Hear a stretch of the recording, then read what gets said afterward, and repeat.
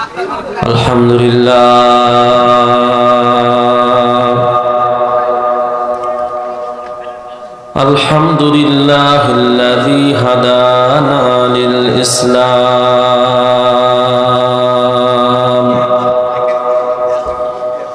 ওয়াসসালাতু ওয়াসসালামু আলা সাইয়্যিদিনা মুহাম্মাদ على سيدنا محمد خير الأنام وعلى آله الكرام وأصحابه العظام صلاة دائمة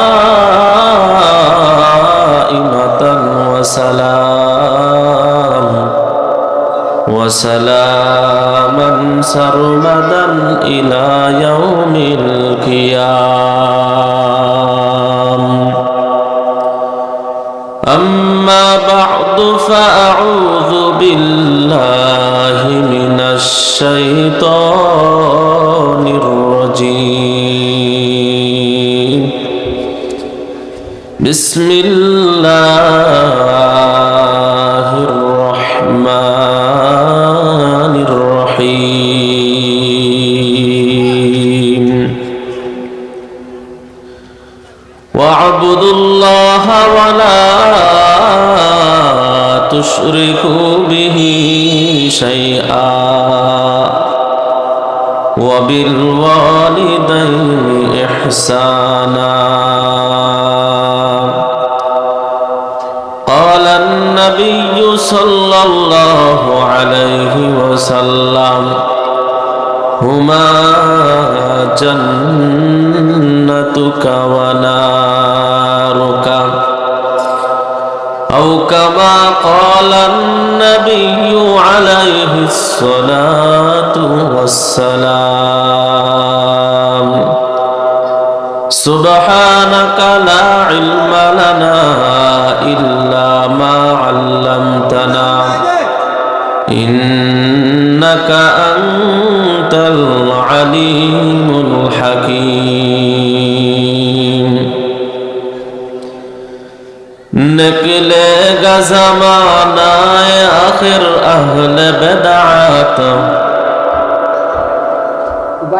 निकलेगा ज़माना आखिर अहले बिदअत इस्लाम में नई नई बाती करे इजाद इस्लाम में नई नई बाती करे इजाद या साहिबल जमाल व या सय्यिदल बशर من وجهك المنير لقد نور القمر بلغ العلا بكماله كشف الدجى بجماله حسنت جميع خصاله صلوا عليه وآله تذكر قولي لا إله إلا الله لا إله إلا الله لا إله إلا الله ভাই কষ্ট হচ্ছে একটু জোরে বলেন না সবাই জবান খুলে বলেন লা ইলাহা ইল্লাল্লাহ لا إله إلا الله لا إله إلا الله আসমানের মালিক যে আল্লাহ জমিনের মালিক সেই আল্লাহ লা ইলাহা লা ইলাহা লা ইলাহা ইল্লাল্লাহ হায়াতের মালিক যে আল্লাহ মৌতের মালিক সেই আল্লাহ লা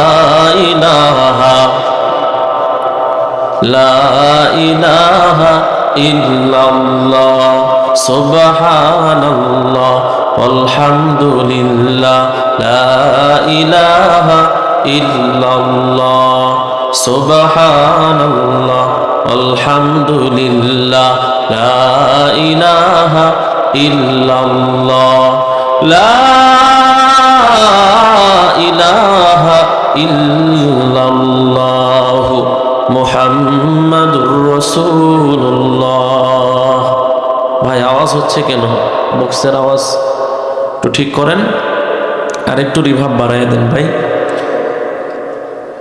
হেমরাবাড়ি পূর্ব ও উত্তরপাড়া হাফিজিয়া মাদ্রাসা ও জামে মসজিদ হ্যাফজ উত্তীর্ণ ছাত্রদের বিস্তারবন্দি উপলক্ষে 10ম বার্ষিক ইসলামী মহাসম্মেলন। উপস্থিত সম্মানিত সভাপতি সাহেব, সহ সভাপতি সাহেব,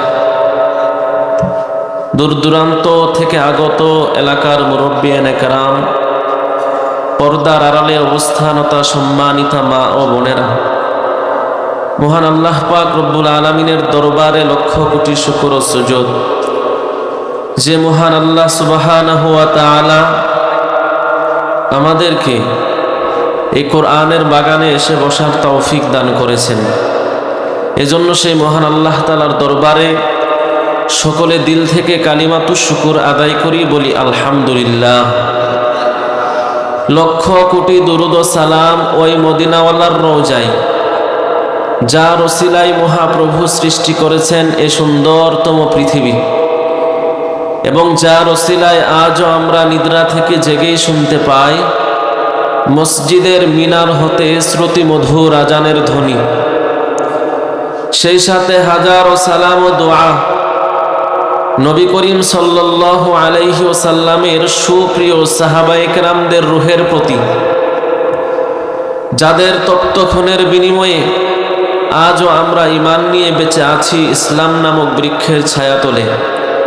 সর্বোপরি শুকর যাদের অক্লান্তিক পরিশ্রমে আজকের এ সুন্দর আয়োজন, যারা সহযোগিতা করেছেন টাকা দিয়ে, পয়সা দিয়ে, শ্রম দিয়ে, বুদ্ধি দিয়ে, সকল সহযোগী ভাইকে যেন আজকের এই মাহফিল নাজাতের ওসিলা বানায় দেন, বলেন আমিন। সম্মানিত হাজিরিন, আমরা কি আল্লাহর কাছে কোনোদিন বলেছিলাম যে আল্লাহ আপনি আমাদেরকে মানুষ বানাইয়েন? একটু কথা বলেন, বলছিলাম? তাহলে আল্লাহ তাআলা যদি ইচ্ছা করতেন আমাদেরকে ছাগল আর গরু বানাইতে পারতেন কিনা? আল্লাহ তাআলা ছাগল আর গরু না বানাইয়া মানুষের ঘরে জন্ম দিয়েছেন। এজন্য সেই মহান মালিকের দরবারে আরেকটি বার কালিমাতুশ শুকর আদায় করি, আলহামদুলিল্লাহ। আল্লাহ তাআলা মানুষ বানাবার পর ইহুদি, খ্রিস্টান, বৌদ্ধ, হিন্দুর ঘরে পাঠাইতে পারতেন কিনা? বিনা দরখাস্তে আল্লাহ তাআলা মুসলমানের ঘরে পাঠাইছেন। এজন্য আবার বলি আলহামদুলিল্লাহ। আল্লাহ তাআলা শুধু মুসলমানের ঘরেই পাঠাইয়ে শেষ করেন নাই, মুসলমানের ঘরে পাঠানোর পর এমন একজন নবীর উম্মত বানাইছেন যে নবীকে রহমাতুল লিল আলামিন বলা হয়। গোটা আলমের জন্য রহমত হিসাবে যে নবী প্রেরিত হয়েছেন, সেই নবীর উম্মত আল্লাহ তাআলা বানাইছেন। এজন্য আবারও শুকরিয়া আদায় করি, আলহামদুলিল্লাহ। সকলেই জবান খুলে বলি আলহামদুলিল্লাহ। শুকরে নিয়ামত, নিয়ামত আফজু কুনাত, কুফরে নিয়ামত, নিয়ামত বিরু কুনাত। শুকুরে নিয়ামত রাকামালে মিদহত, গাফেলারা গুশে মালে মিদহত। ও এলাকার মুসলমান, ও বৃদ্ধ বাবাজিরা, ও যুবক ভাইরা যারা রাস্তাঘাটে ঘুরতেছো, পর্দার অন্তরালের আম্মা জানেরা, আল্লাহর দ্বীনের কথা, কোরআনের কথাগুলো মনোযোগ দিয়ে শুনতে হবে। আল্লাহ পাক রব্বুল আলামিন বিনা দরখাস্তে মানুষ বানাইলেন। বিনা দরখাস্তে মুসলমানের ঘরে পাঠাইছেন আল্লাহ। বিনা দরখাস্তে এমন একজন নবীর উম্মত বানাইছেন।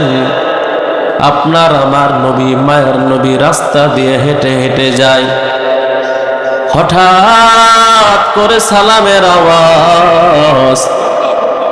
সাহাবায়ে কেরাম বললেন, ইয়া রাসূলুল্লাহ, ইয়া হাবিবাল্লাহ, মানুষ তো নাই, সালামের আওয়াজ কোথায় থেকে পায়?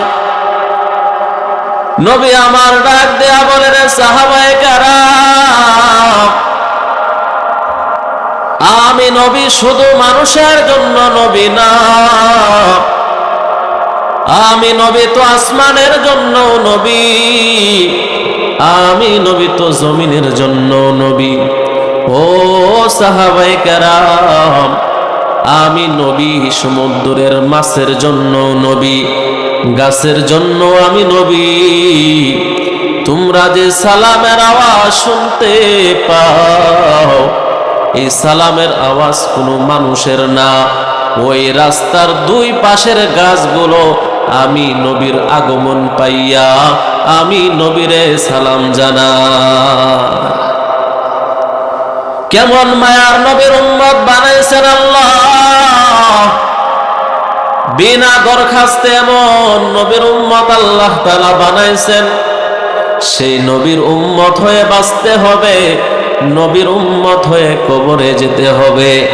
ও মুসলমান, আপনার আমার নবী কেমন মায়ার নবী। নবী সাল্লাল্লাহু আলাইহি ওয়াসাল্লাম যখন মেরাজে যান, চতুর্থ আসমানে হযরত ইদ্রিস আলাইহিস সালামের সাথে দেখা। ইদ্রিস আলাইহিস সালাম ডাক দেয়া বলে, আখিরি নবী মুবারকবাদ, স্বাগতম। মায়ার নবী ডাক দেয়া বলে, ইদ্রিস, আল্লাহ পাক রব্বুল আলামিন তোমার উপরে কত দয়া করেছেন, তোমার উপরে কত মায়া করেছেন। আল্লাহ তাআলা তোমাকে জিন্দায় আসমানে উঠিয়ে নিয়েছেন এবং আল্লাহ পাক রব্বুল আলামিন তোমাকে জান্নাত দান করেছেন। হযরত ইদ্রিস আলাইহিস সালাম ডাক দিয়া বলে, ও মায়ার নবী, আল্লাহ পাক রব্বুল আলামিন আমাকে জিন্দায় আসমানে উঠিয়ে নিয়েছেন, কিন্তু আল্লাহ তাআলা পুরাপুরি জান্নাতের নিয়ামত দেন নাই। আমি জান্নাতের আশেপাশে ঘুরে ঘুরে বেড়াই, এত সুন্দর জান্নাত, ওই জান্নাতের সৌন্দর্য দেখে জান্নাতের গেটের পাশে গিয়ে দাঁড়াই, জান্নাতে বড় ঢুকতে মনে চায়। যখন আমি জান্নাতে ঢোকার জন্য চেষ্টা করি, ওই গেটের ভিতর থেকে কে যেন আওয়াজ দিয়ে বলে, রে ইদ্রিস, এই জান্নাতটা তোমার জন্য না, এই জান্নাতটা হচ্ছে আখিরি নবীর উম্মতের জন্য। আ ইমামুল আউয়ালিন আল আখিরিন, বহরে সদকা রহমাতাল লিল আলামিন। সেই নবীর উম্মত হতে পেরে খুশি না বেজার? ও মুসলমান, সে নবীরে আমরা চিনি না, নবীরে আমরা মানতে পারি না। নবীরে যদি চিনার মতো চিনতাম, নবীর উম্মত হয়ে দাড়ির ভিতরে খুর লাগাইতাম না, ঠিক কিনা বলে? নবীরে যদি চিনার মতো চিনতাম, কোন বেঈমান বাংলার জমিনে নবীরে গালি দিয়ে রেহাই পেত না, ঠিক কিনা বলেন? ও মুসলমান, নবীরে আমরা চিনি না, এই জন্য আমরা মানতে চাই না। আজাইমুল খালাইক নামক কিতাবে নবীজির পরিচয় দেয়। নবী আমার কেমন মায়ার নবী, কেমন দয়াল নবী। নবী আমার রাস্তা দিয়ে হেঁটে হেঁটে যায়, অপর দিকে একটা ইহুদি সাপুরি হেঁটে হেঁটে আসে। দূর থেকে নবীজির চেহারা মোবারক দেখে আশ্চর্য হয়ে গেছে। এত সুন্দর চেহারাওয়ালা মানুষ আরবে আর কোনোদিন দেখি নাই। এত সুন্দর চেহারাওয়ালা মানুষ তো হইতে পারে না। ইহুদি আবার হেঁটে হেঁটে নবীজির সামনে এসে দাঁড়ায়। নবীজির সামনে এসে ডাক দিয়া বলে, মান আনতা, আপনি কে, আপনার পরিচয় কি? নবীজিরে প্রশ্ন করে, আপনি কে, আপনার পরিচয় কি? নবী আমার মুচকি হেসে বলেন, ইহুদি, আমি কে, আমার পরিচয় আমি দিব না, তোমার হাতের সাপকে জিগাও। ইহুদি আশ্চর্য হয়ে গেছে, সাপ আবার কথা বলতে পারেনি। আল্লাহ যদি বলাই পারে কি পারে না বলেন? কাদেরে কুদ রত্তুদারে বরকামাল, আনতা রব্বি আনতা হাসবি দুল জালাল। আল্লাহ পাক রব্বুল আলামিন সবই পারেন। নবীজি ডাক দিয়া বলে, তোমার সাপরে জিগাইয়াই দেখো। ইহুদি আবার সাপটা হাতের ভিতরে নেয়, ডাক দিয়া বলে, ইয়া সুয়াদ, সামনে যে লোকটা দাঁড়িয়ে আছে তুমি তার পরিচয় জানোনি, তুমি তাকে চিনোনি? আজাইমুল খালায়েক নামক কিতাবের ভিতরে নবীজির পরিচয় দেয়। যখন ইহুদি সাপরে জিগায়, সঙ্গে সঙ্গে সাপ ফানা ধরে ডাক দিয়া বলে, হুয়া মুহাম্মাদুর রাসূলুল্লাহ। আল্লাহু আকবার। তিনি হলেন আল্লাহর রাসূল। ইহুদি বলে, আল্লাহ আবার কে? নবীজি ডাক দিয়া বলে, তোমার সাপরে জিগাও আল্লাহকে। ইহুদি আবার ডাক দিয়া বলে, ইয়া সুয়াদ, তিনি আল্লাহর রাসূল, আল্লাহ আবার কে? এবার সাপটা আবার ফানা ধরে ডাক দিয়া বলে, আজ-জমিনে খুশকে রুয়া নদগিয়া, আসমারা বেসুতু দারত নেগা। ও ইহুদি মালিক, তুমি যে জমিনের উপরে দাঁড়ায় আছো, উপর দিকে তাকায়া দেখো, খুঁটিবিহীন আসমান যিনি ঝুলায়া রাখছেন তিনি হলেন আল্লাহ। আজ-জমিনে খুশকে রুয়া নদগিয়া, আসমারা বেসুতু দারত নেগা। সেই নবীর উম্মত আল্লাহ পাক রব্বুল আলামিন বানাইছেন।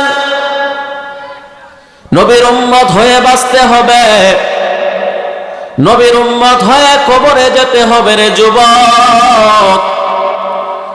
আজকে মোবাইলে কত মেসেজ পড়ার সময় পাও, আজকে মেসেঞ্জারের অপেক্ষায় থাকো কে মেসেজ দিল। প্রিয় মানুষের মেসেজ পড়ার জন্য রাত্র জেগে থাকো। মহান আল্লাহ পাক রব্বুল আলামিন 1450 বছর পূর্বে বান্দা তোমার কাছে মেসেজ পাঠাইছে।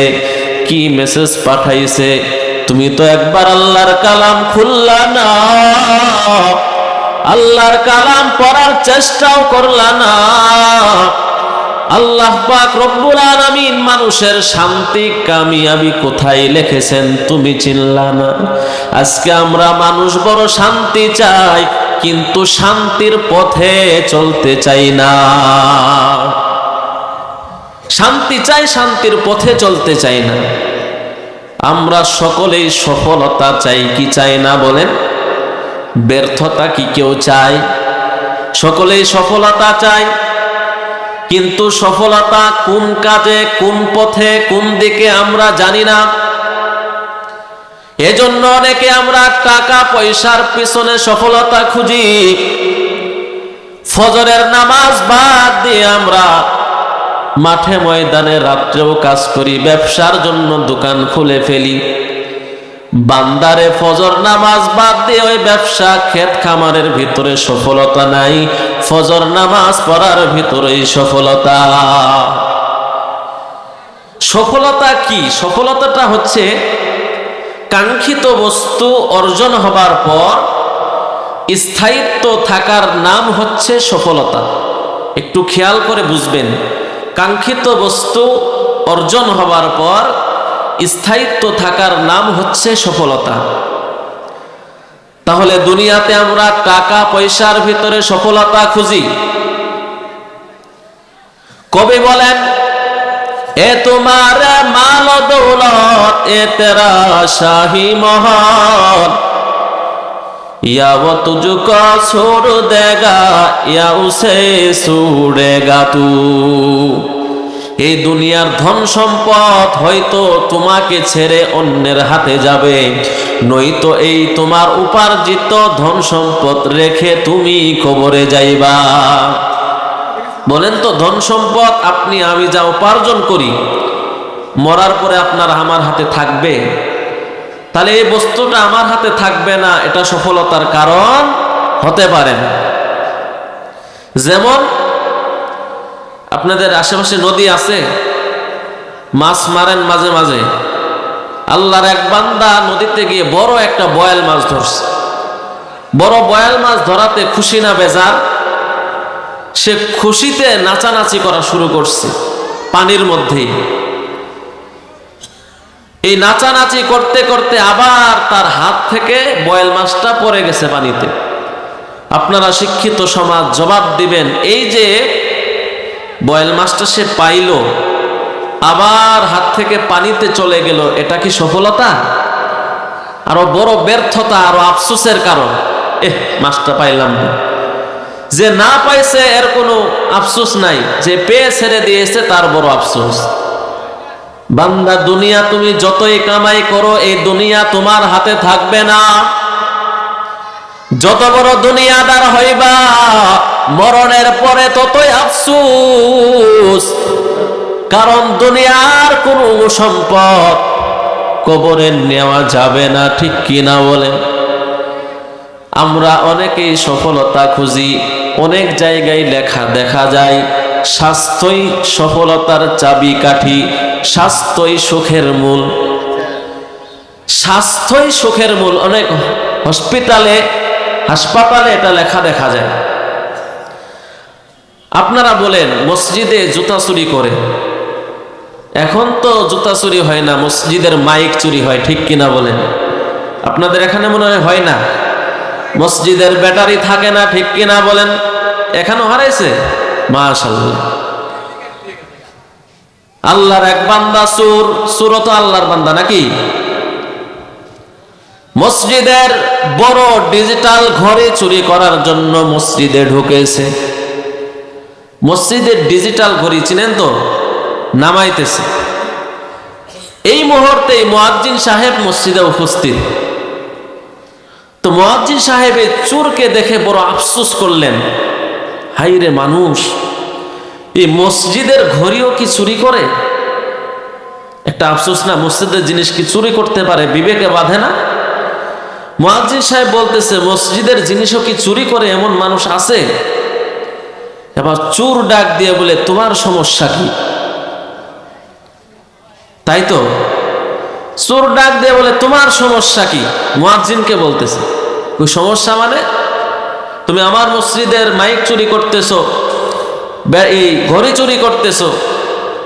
চোর এবার যুক্তি দেয়, মুয়াজ্জিন সাহেব কথা কম বলেন, বলেন তো দেখি মসজিদ কার ঘর? মুয়াজ্জিন সাহেব বলে, আল্লাহর ঘর।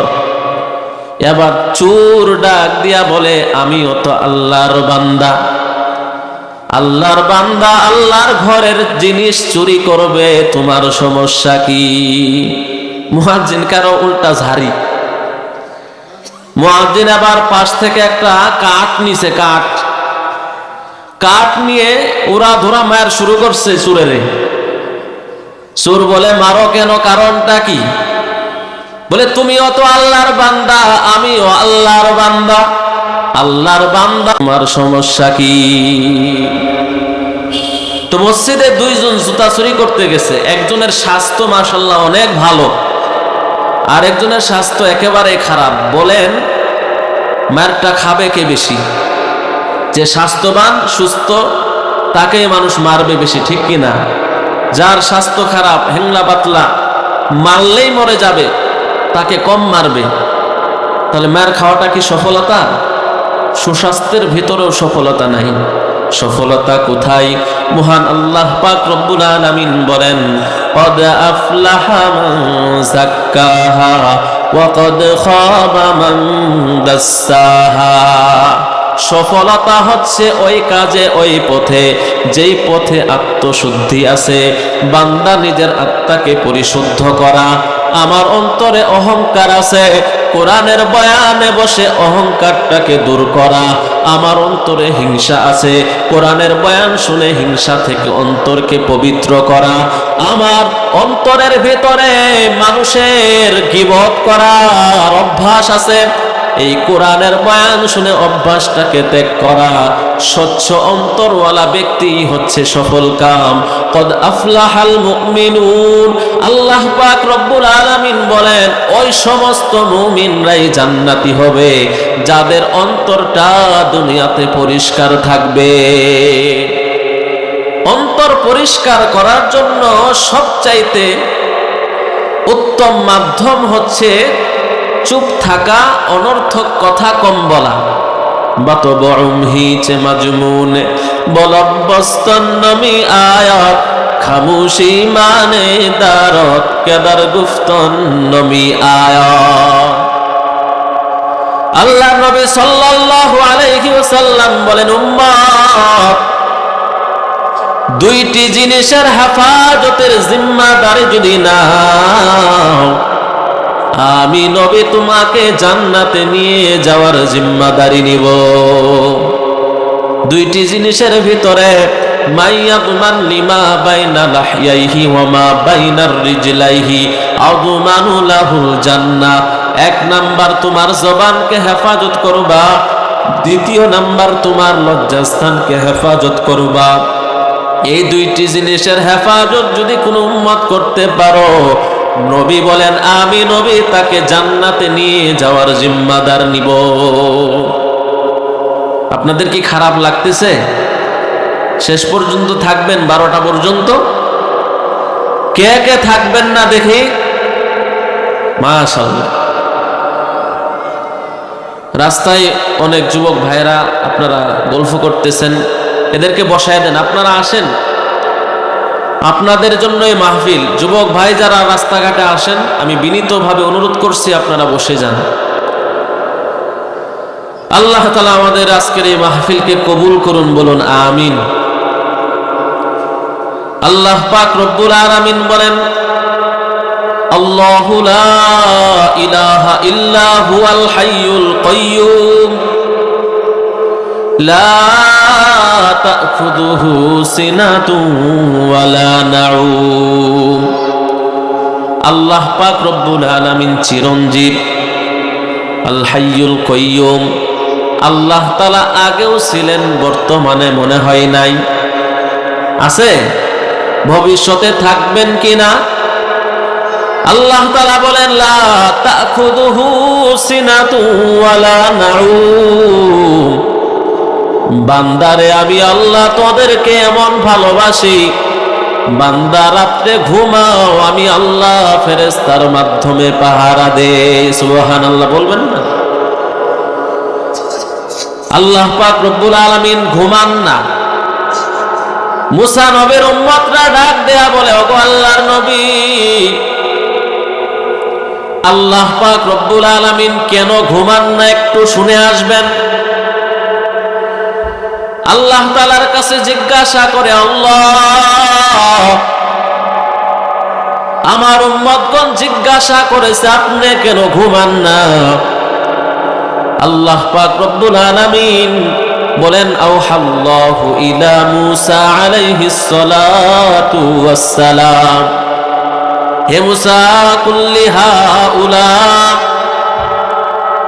তোমার সমস্ত উম্মতকে জানায়া দাও আমি আল্লাহ তাআলা কেন ঘুমাই না। ইন্নী আমসিকুস সামাওয়াতি ওয়াল আরদ, আমি আল্লাহ হলাম আসমান জমিনের পরিচালক, আমি আল্লাহ তাআলা আসমান জমিনের দেখাশোনা করি। আমি আল্লাহ তাআলা যদি ঘুমায়া যায়, লাজালাতা, আসমান আর জমিন ভেঙে টুকরো টুকরো হয়ে যাবে। বান্দা তুমি শান্তির ঘুম ঘুমাও, তোমাকে ঘুমানোর জন্য আমি আল্লাহ ঘুমাই না। মাদারগঞ্জ থেকে বাস ঢাকায় যায় কিনা?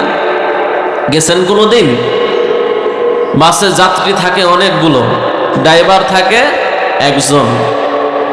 মাদারগঞ্জ থেকে বাস যাত্রী ড্রাইভার যদি এয়ারপোর্ট পর্যন্ত যায়, গিয়ে বলে, যাত্রী ভাইয়েরা, আপনারা মাদারগঞ্জ থেকে এয়ারপোর্ট পর্যন্ত, বিমানবন্দর পর্যন্ত ঘুমাইছেন রাত্রে, আমি সজাগ থেকে গাড়ি চালাইছি। ড্রাইভার যদি মনে করে যে যাত্রীরা এতক্ষণ ঘুমাইছে, আমি চালাইছি, এখন আমি একটু ঘুমাই, যাত্রীরা একটু সজাগ থাক, বলেন তো গাড়িটা কি কমলাপুর যাবে নাকি অ্যাক্সিডেন্ট হবে? আল্লাহ পাক রব্বুল আলামিন বলে, বান্দা, ইন্নী আমসিকুস সামাওয়াতি ওয়াল আরদ, আমি আল্লাহ হলাম আসমান আর জমিনের ড্রাইভার। বান্দা, আমি আল্লাহ যদি ঘুমায়া যায়, লাজালাতা, আসমান আর জমিন ভেঙে টুকরো টুকরো হয়ে যাবে। সুলতান মাহমুদ গজনবী রহমাতুল্লাহি আলাইহির জামানায় এক বাড়িতে ডাকাতি হয়েছে। বাড়িওয়ালা রাত 2টার সময় আদালতে গেছে, গিয়ে দেখে জজ নাই, উকিল নাই, ব্যারিস্টার নাই, আদালতের দরজা বন্ধ, দারোয়ানও বসে বসে ঘুমায়। বাড়িওয়ালা দারোয়ানকে বলে, ভাই, আমি তো একটা কেস নিয়ে আসছিলাম, বলেন তো দেখি রাত 2টার সময় কেস নিবে আদালতে? একটু এদিকে মনোযোগ দেন। 2টার সময় কেস নিবে? একটু খেয়াল করেন, রাত্র 2টার সময় বিপদে পড়লে আদালতের দরজা বন্ধ। রাত্র 1টার সময় আদালতের বিচারকের দরজা বন্ধ। আল্লাহ পাক রব্বুল আলামিন বলে, বান্দা, রাত্র 1টা নাই, 2টা নাই, 3টা নাই, 4টা নাই, যখনই আমি আল্লাহকে একবার আল্লাহ বলে ডাক দিবি, সঙ্গে সঙ্গে আমি আল্লাহ তোর ডাকে সাড়া দিয়ে দেব। আল্লাহ পাক রব্বুল আলামিন বলে, বান্দা, তোর ডাকে সাড়া দেওয়ার জন্য আমি আল্লাহ ঘুমাই না। আল্লাহ পাক রব্বুল আলামিন বলেন, ওয়া'বুদুল্লাহা ওয়া লা তুশরিকু বিহি শাইআ। আল্লাহ তাআলা বলে, বান্দা, আমি আল্লাহ তাআলা তো মুহাব্বত করে সৃষ্টি করলাম। কি জন্য সৃষ্টি করলাম? ওয়া'বুদুল্লাহ, বান্দারে আমি আল্লাহর ইবাদত করবা, ওয়া লা তুশরিকু বিহি শাইআ, আমি আল্লাহর সাথে কাউকে শরীক করবা না। শিরিক মুক্ত ইবাদত যদি বান্দা আমারে দাও, আমি আল্লাহ তোমাদেরকে জান্নাত দান করিয়া দিব। বলেন সুবহানাল্লাহ। বাড়িতে গিয়ে বললেন সুবহানাল্লাহ। সবাই একটু আওয়াজ দিয়ে বলেন না সুবহানাল্লাহ। একবার সুবহানাল্লাহর আওয়াজ যদি কোন ইমানদারের জবান থেকে বের হয়, আল্লাহ পাক রব্বুল আলামিন বলে, ফেরেশতারা যাও, ওই বান্দার আমলনামা 100 নেক লিখিয়া দাও। একবার সুবহানাল্লাহর আওয়াজ যদি কোনো ইমানদারের জবান থেকে বের হয়, আল্লাহ পাক রব্বুল আলামিন বলে, ফেরেশতা, আমার এই বান্দার জন্য জান্নাতে একটা এমন ফলের গাছ তৈরি করিয়া দাও, দ্রুতগামী ঘোড়া যদি 500 বছর পর্যন্ত দৌড়ায়, ওই গাছের ছায়া অতিক্রম করে শেষ করতে পারবে না। জান্নাত হচ্ছে খালি জায়গা, যত আমল করবেন তত জান্নাতে নিয়ামত হবে। একবার সুবহানাল্লাহ বলবেন, জান্নাতে একটা ফলের গাছ হবে। আল্লাহ পাক রব্বুল আলামিন বলে, বান্দা, আমি আল্লাহর ইবাদত করবা, শিরিক মুক্ত ইবাদত। ওয়া বিল ওয়ালিদাইনি ইহসানা,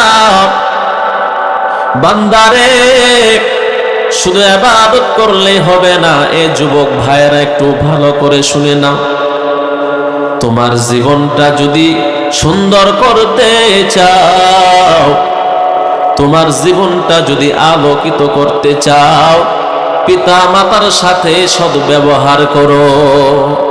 আল্লাহ তাআলা যেখানেই বলেছেন বান্দা আমার ইবাদত কর, সেখানেই বলেছেন বান্দা তোমার পিতা মাতার সাথে ভালো ব্যবহার করো। পিতা মাতাকে সম্মান করো, তোমার মাধ্যমে যেন তোমার মা তোমার বাবা কষ্ট না পায়। ওয়াবিল ওয়ালিদাইনি ইহসানা, আল্লাহ রাসূল সাল্লাল্লাহু আলাইহি ওয়াসাল্লাম বলেন, হে উম্মত, হুমা জান্নাতুকা ওয়া নারুকা, তোমার মা বাবাই হলো তোমার জন্য জান্নাত, তোমার মা বাবাই হলো তোমার জন্য জাহান্নাম। এ যুবক ভাই, পা দুটো আগায়া দাও, তোমার পায়ে ধরে বলি, তোমার মা বাবাই হলো তোমার জন্য জান্নাত, তোমার মা বাবাই হলো তোমার জন্য জাহান্নাম। অর্থাৎ বান্দা, মা বাবার সাথে যদি ভালো ব্যবহার করো, আল্লাহ তোমারে জান্নাত দান করবে। মা বাবার সাথে যদি বেয়াদবি করো, কষ্ট করো, আল্লাহর কসম, দুনিয়ার জীবন ধ্বংস, পরকাল জীবন ধ্বংস। ওয়াবিল ওয়ালিদাইনি ইহসানা, আল্লাহ তাআলা বলেন, পিতা মাতার সাথে ভালো ব্যবহার করো, পিতা মাতার সাথে সুন্দর আচরণ করো। আজকে এই ময়দানে অনেকে আছে মা হারা এতিম, এই ময়দানে অনেকে আছে বাবা হারা এতিম। ওই মায়ের যারা হারাইছে তারাই বুঝতে পারবে কেমন সম্পদ হারাইছে। এই জন্য যাদের মা বাবা বেঁচে আছে, কষ্ট দেওয়া যাবে না। একটা সন্তানকে মা কত কষ্ট করে লালন পালন করে, কিন্তু কিছু নিমুখ হারাম সন্তান আছে, বিবাহের পরে মা বাবার খবর নেই, না আছে না না। ছোট বাচ্চা মা কত কষ্ট করে লালন পালন করে, মা বাবার একটি মাত্র সন্তান। আল্লাহ তাআলা কেন তার ইবাদতের সাথে মা বাবার কথা বলেছেন? আল্লাহ তাআলা বলেন, বান্দা, আমি আল্লাহ যেমন নিঃস্বার্থভাবে বান্দা তোমাকে ভালোবাসি, আমি আল্লাহর পরে তোমার মা বাবাও তোমাকে নিঃস্বার্থ ভালোবাসে। মা বাবা কষ্ট করে সন্তানকে লালন পালন করে, সন্তান স্কুলে ভর্তি হয়ে যায়, সন্তান কলেজে পড়ে, সন্তান এসে ডাক দিয়া বলে, ও মা, আমার মনে হয় লেখাপড়া হবে না, কারণ আমরা গরিব। ও মা, কলেজ থেকে বলেছে পরীক্ষা ফি দেওয়ার জন্য 2000 টাকা লাগবে। মা গো, আমাদের তো টাকা নাই, গরিব।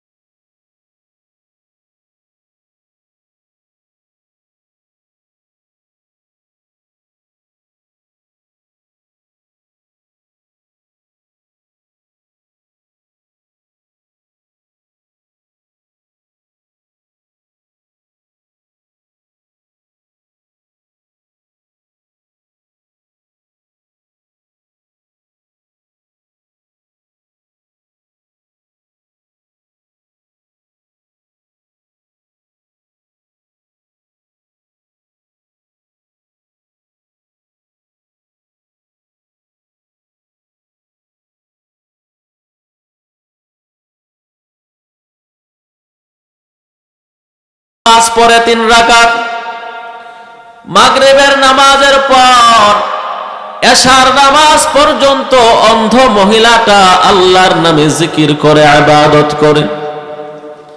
এশার নামাজ পড়ার পর এদিকে যুবক তার ঘরের পাশে বসে আছে, সন্তান বসে আছে। কি মুখ নিয়ে মায়ের সামনে যাবে, কিভাবে মায়ের সাথে কথা বলবে, এই সাহস এই যুবক পাইতেছে না। মা এশারের নামাজ পড়ার পর আল্লাহর কাছে 2টা হাত উঠায় দিছে। আল্লাহ, ও দয়ার মালিক, তুমি আমার ভিটা মাটি কেড়ে নিয়েছো, কোনো দুঃখ নাই। আমার স্বামীরে কেড়ে নিয়েছো, কোনো কষ্ট নাই। আল্লাহ, এই দুনিয়া তো আমার কোনো আত্মীয় স্বজন বেঁচে নাই। আল্লাহ, তোমার কাছে প্রতিদিনের ন্যায় আজকে আবদার জানাই, আমার সন্তানটা আমাকে ছেড়ে দূরে চলে গেছে। আল্লাহ, আমি তোমার কাছে আমার সন্তান রে ভিক্ষা চাই। আল্লাহ, আমি আমার সন্তানের কামায় খাওয়ার জন্য না, আমি ভিক্ষা করে করে আমি আমার সন্তানকে লালন পালন করব। তারপরেও তুমি আমার সন্তানরে ফিরাইয়া দাও। এইভাবে চোখের পানি ফেলে ফেলে মা আল্লাহর কাছে দোয়া করে। সন্তানের মনে একটু সাহস, দরজার কাছে ডাক দিয়ে বলে, ও মা। এই মাহফিলে অনেক মুরব্বি নেকরামরা আছেন, বাড়িতে গিয়ে দেখবেন মা নাই, মা হারা এতিম হয়ে এখানে বসছে। ওই মায়ের চেহারাটা একটু মনে পড়ে না, ওই বাবার চেহারাটাকে একটু মনে পড়ে না। আজকে মাহফিলে আসছেন, আখিরি মুনাজাত করে মায়ের জন্য 2টা চোখের পানি ফেলে যাবে। কবর থেকে মা ডাক দেয়া বলে, রে সন্তান, আমি মায়ের কবরে রেখে গেছো, আমি মায়ের কথা কি মনে নাই? আমি মায়ের চেহারাটাও কি একটু মনে হয় না? এ সন্তান, আমি মা তোকে লালন পালন করেছি কত কষ্ট করে। তুই যখন ছোট ছিলি, আমি মা তোরে ডান পাশে নিয়ে ঘুমাইতাম। এরে সন্তান, কিছু রাত্র যাবার পর আমি মা তাকায়া দেখতাম ডান পাশে প্রস্রাব করে দিয়েছো। আমি মা সন্তান তোকে ভিজা জায়গার ভিতরে রাখি নাই, ডান পাশ থেকে উঠাইয়া আমি মা বাম পাশে শুকনা জায়গায় তোরে রাখছি। এরে সন্তান, গভীর রাত্রে তাকায়া দেখি বাম পাশেও ভিজা, ডান পাশেও ভিজা। আমি মা তারপরও তোরে ভিজা জায়গায় রাখি নাই রে সন্তান। আমি মা আমার শুকনা জায়গাটা সারিয়া আমার শুকনা জায়গার ভিতরে তোরে শুয়াইছি, আর তোর ভিজা জায়গার ভিতরে আমি মা ঘুমাইছি। এর সন্তান, আমি মায়ের কবরে রেখে গেছ, আমি মায়ের চেহারা কি একটু মনে পড়ে না? আজকে আমি মায়ের কবরের ভিতরে বড় আযাব, আজকে আমি মায়ের কবরের ভিতরে বিশাল বড় বড় সাপ, আজকে আমি মায়ের কবরের ভিতরে দাউ ধাউ করে আগুন জ্বলে রে সন্তান। একটু কি আমি মায়ের কথা মনে হয় না? একটু কি আমি মায়ের জন্য চোখে পানি আসে না রে সন্তান? এই মাহফিলে গেছো, 2 ফোঁটা চোখের পানি যদি ফেলাইতে পারো, আমি মায়ের কবরের আযাবটা বন্ধ হয়ে যাবে। ওই কবর থেকে বাবা ডাক দেয়া বলে, সন্তান, তোর ঘরের বৃষ্টির পানি গড়ে গড়ে গড়ে গড়ে আমি বাবার কবরের ভিতরে আসে রে সন্তান। তোরে মানুষ করতে গিয়ে আমি বাবা ঠিক মতো নামাজ কালাম পড়তে পারি নাই। এ সন্তান, আজকে আমি বাবার কবরের ভিতরে বড় আযাব, আজকে আমি বাবার কবরে সাপ বিচ্ছুর ঘর, এ সন্তান মাহফিলে আখিরি মুনাজাত করে আমি বাবার জন্য দোয়া করবি। এখানে মা হারা বাবা হারা এতিম সন্তান যারা এসেছেন, আল্লাহর কাছে দোয়া করি, আল্লাহ সকল মা বাবার কবরগুলো জান্নাতের বাগান বানায়া দেন। একটু জিকির করি, লা ইলাহা ইল্লাল্লাহ, লা ইলাহা ইল্লাল্লাহ, লা ইলাহা ইল্লাল্লাহ, লা ইলাহা ইল্লাল্লাহ, সুবহানাল্লাহ, আলহামদুলিল্লাহ, লা ইলাহা ইল্লাল্লাহ, লা ইলাহা ইল্লাল্লাহু মুহাম্মাদুর রাসূলুল্লাহ। আল্লাহ পাক রব্বুল আলামিনের নাম নিলে আল্লাহর পিয়ারা বান্দাদের অন্তরে মজা লাগে। যেমন কেউ যদি কোনো মেয়ের সাথে ভালোবাসায় জড়িয়ে যায়, দেখবেন তার ভালোবাসার মানুষের নাম নিলে মজা লাগে, চেহারা দেখলে মজা লাগে, যে রাস্তায় গিয়েছে সে রাস্তায় যাইতেও মজা লাগে। তো আল্লাহ পাক রব্বুল আলামিনকে যারা চিনেছে, এরা গভীর রাত্রে ঠান্ডার ভিতরে তাহাজ্জুদের নামাজ পড়তেও মজা লাগে, ঠিক কিনা বলেন ভাইরা আমার? আল্লাহ পাক রব্বুল আলামিন বলে, ওয়া'বুদুল্লাহ ওয়ালা তুশরিকু বিহি শাইআ ওয়া বিল ওয়ালিদাইনি ইহসানা। যেখানে আল্লাহ বলেছেন আমার ইবাদত করো, সেখানেই আল্লাহ পাক রব্বুল আলামিন বলেছেন তোমার মা বাবার খেদমত করো, তোমার মা বাবার সাথে বেয়াদবি করো না। নবী সাল্লাল্লাহু আলাইহি ওয়াসাল্লাম বলেন, তিন শ্রেণীর মানুষ এমন আছে যারা মক্কা মদিনায় যায় নাই কিন্তু হজের সওয়াব নিয়ে উঠবে আখিরাতে। সুবহানাল্লাহ বলবেন না? হজ করে নাই, মক্কা মদিনায় যায় নাই, কিন্তু কবুলিয়তি হজের সওয়াব নিয়ে উঠবে। এক নাম্বার, নবী সাল্লাল্লাহু আলাইহি ওয়াসাল্লাম বলেন, যাদের অন্তরে নিয়ত ছিল হজ করবে, টাকা নাই পয়সা নাই, কিন্তু অন্তরে নিয়ত ছিল, চেষ্টা করছে আল্লাহ আমারে হজ করান, আপনারে না দেখে ইবাদত করি, আপনার কাবা ঘর দেখাই আমার অন্তরটা ঠান্ডা করে দেন। যে নবী এতিম নবী উম্মতের প্রতি এত মায়া, সেই নবীরে দেখি নাই, রওজা মুবারক দেখার তৌফিক দান করেন। টাকা নাই পয়সা নাই কিন্তু নিয়ত আছে। ইন্নামাল আ'মালু বিন্নিয়াত।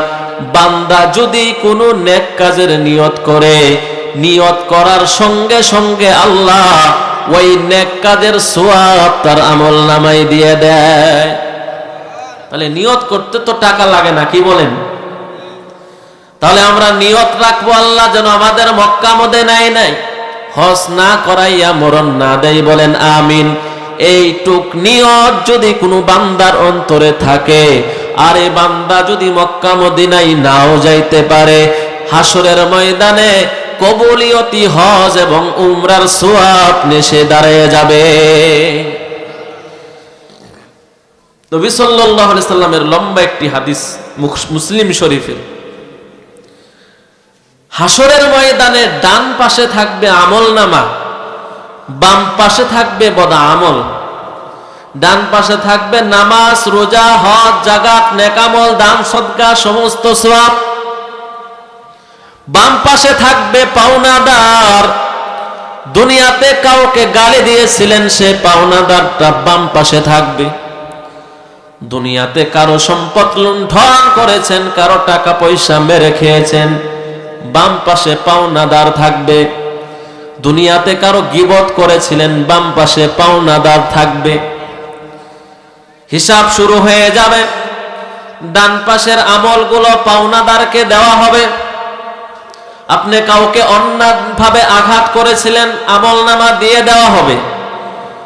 নবীজি বলেন সবচাইতে অসহায় গরিব ব্যক্তি সে, এক সময় আমল নামা দিতে দিতে দিতে দিতে ডান পাশে তাকিয়ে দেখবে তার সমস্ত সওয়াবগুলো শেষ হয়ে যাবে। বাম পাশে তাকিয়ে দেখবে এখনো পাওনাদার বাকি। ফেরেশতারা বলবে, আল্লাহ, এই বান্দার সমস্ত আমলগুলো শেষ হয়ে গেছে, বাম পাশে পাওনাদার, কি করব? আল্লাহ তাআলা বলেন, পাওনাদারের গুনাহগুলো তার আমল নামায় দাও। হাসরের ময়দানে সওয়াব নিয়ে গেছে, সওয়াব শেষ, এখন অন্যের গুনাহগুলো তার আমল নামায় আসছে। বলেন তো তার মতো অসহায় ব্যক্তি আর কেউ আছে? ফাতুরিহাত আলাই, হুকুম হবে তাকে জাহান্নামে ফেলে দাও।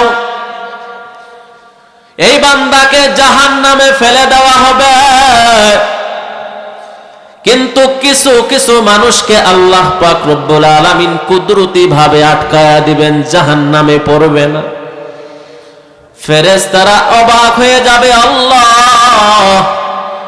তার তো কোনো নেক আমল নাই, গুনাহের অভাব নাই, এই জন্য জাহান্নামে ফেলাইলাম,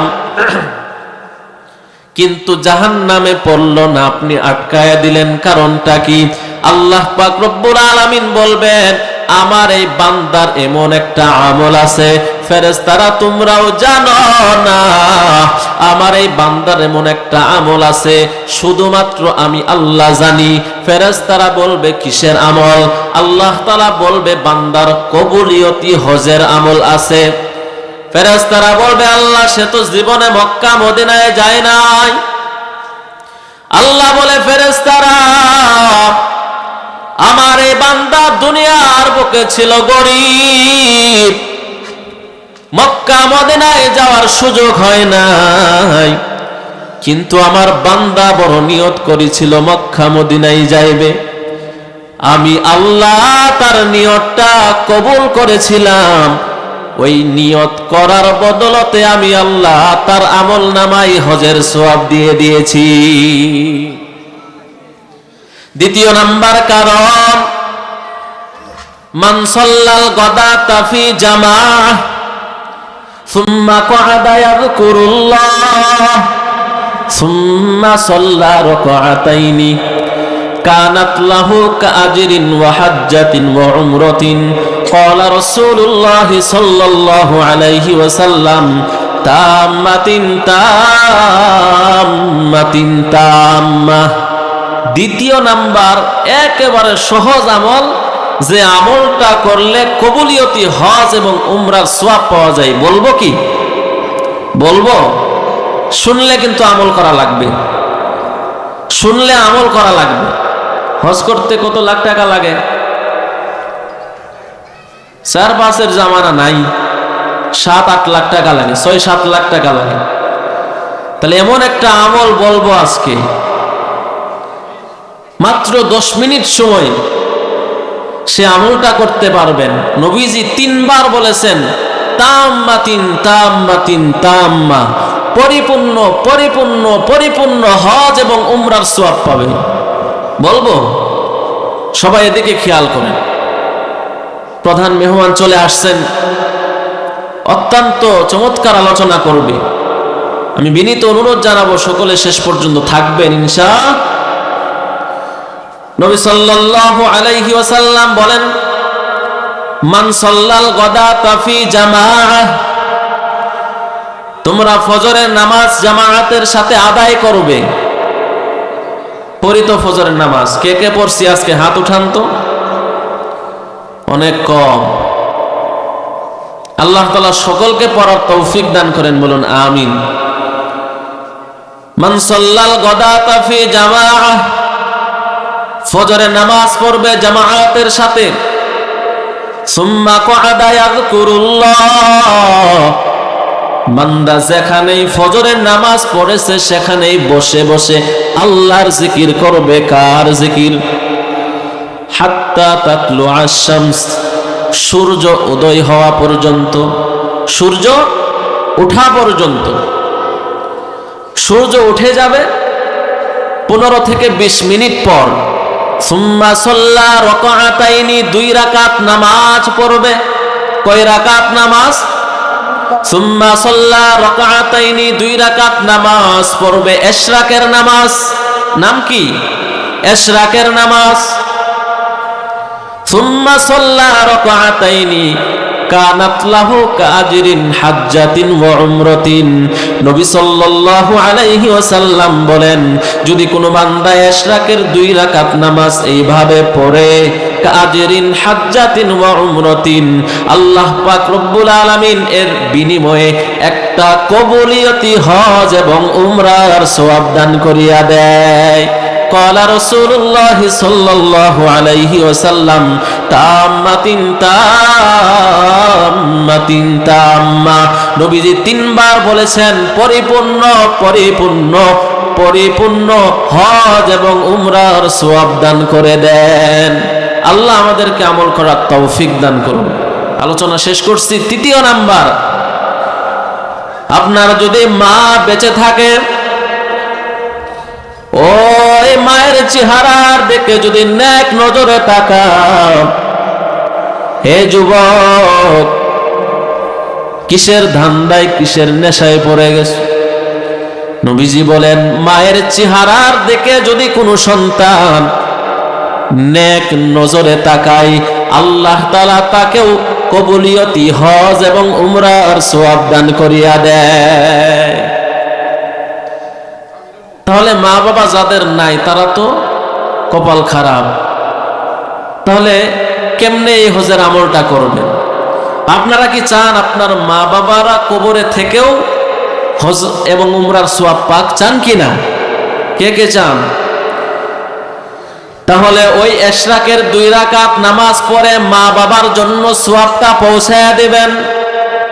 মুহাদ্দিসিনে কেরাম বলেন, কোন সন্তান যদি ইশরাকের নামাজ পড়ে সওয়াবটা মা বাবার জন্য পৌঁছায়া দেয়, কবরে থেকেও তার মা বাবা হজ এবং উমরার সওয়াব পেয়ে যাবে। আল্লাহ পাক রব্বুল আলামিন আমাদেরকে বুঝার তৌফিক দান করেন, বলুন আমিন। আমাদের সম্মানিত প্রধান মেহমান এসে গিয়েছেন, আমরা একই সাথে এসেছি।